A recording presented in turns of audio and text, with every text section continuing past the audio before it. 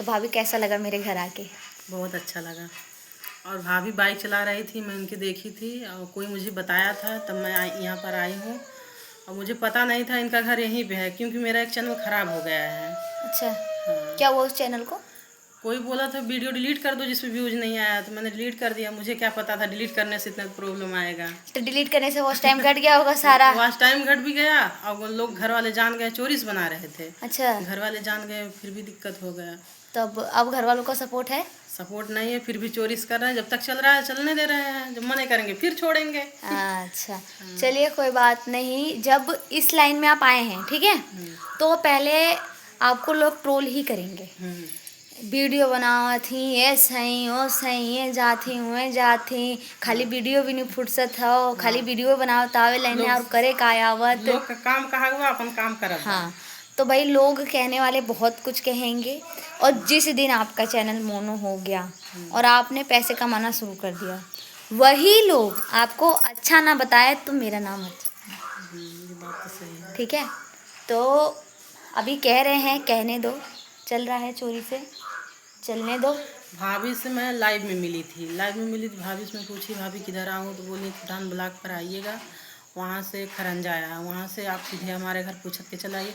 बहुत मेहनत से 7 बजे सुबह से निकली थी, 8:30 बजे तो भटकना तो नहीं पड़ा ब्लॉक पे से ना? नहीं, ब्लॉक पे से बिल्कुल सीधा रास्ता है दोस्तों। बता दी थी ना, इसलिए मुझे भटकना ही नहीं पड़ा। उसको लिख लिया था या दिमाग में याद कर लिया? दिमाग में अटका लिया था कि मुझे वहीं पे जाना है ऐसे। हाँ, आपको आना है, आप कहीं से भी आ रहे हैं, अगर आप जौनपुर साइड से आ रहे हैं तो भी आपको खुटान उतरना है, आप सायगंज साइड से आ रहे हैं तो भी आपको खुटान उतरना है, और आप इधर और भी कहीं रास्ते से आ रहे हो, भाई मुझे 2 ही रास्ते पते हैं इधर के, तो आपको खुटान चौराहा पे आना है और चौराहा से आपको आना है ब्लॉक पे। लेकिन भाभी आपकी लव मैरिज शादी हुई है कि अरेंज मैरिज? मेरी लव मैरिज। लेकिन शादी आप तो यहीं से हुई थी ना आपकी? हाँ, मेरी शादी यहीं से हुई थी। जैसे मैं बचपन से दिल्ली रही हूँ तो मैं वहीं रहती थी, और ये गए थे दिल्ली घूमने, इनके मामा का घर है वहाँ पे, तो ये घूमने गए थे। तो ऐसे एक दिन स्कूल जा रही थी तो ये मुझे रास्ते में दिख गए, और ये हमारे रिलेशन में लगते हैं, तो इन्होंने अपने मेरे पापा को अपना नंबर दिया था। तो ये डेली मैसेज करते थे कि और कैसे हैं आप, तो पापा को तो रिप्लाई करना नहीं आता था, तो मैं रिप्लाई कर देती थी कि हम ठीक हैं, अपना बताइए ऐसे। तो भाई ये डीपी लगाते थे तो मैंने इनको देख रखा था, तो मेरे को देख के इनकी हंसी छूट गई, तो ये यूँ कह रहे रुको रुको तुम मुझको देख के क्यों हंसी। तो फिर मैंने इनको बताया कि मैं अर्चना हूँ और तुम ऐसे ऐसे मैसेज करते हो ना, तो अच्छा तुम हो अर्चना, आज पता चला। अब इनको पता चल गया कि डेली इसी रास्ते जाती है, डेली इसके स्कूल जाने का रास्ता यही है, तो ये मुझसे डेली मिलने लग गए। देखी थी शादी आपकी, जिसे वीडियो में देखी था आपकी वीडियो में, तो वहीं से ये सिलसिला शुरू हुआ। और फिर मेरा जो पीहर है, मतलब मेरे जो दादी का घर है वो यहीं पे है, इमामपुर नहीं, ताजूपुर मरहट नहर के पास। तो हमारी जब शादी हुई तो फिर गांव से हुई, और अब मैं गांव में रहने लग गई।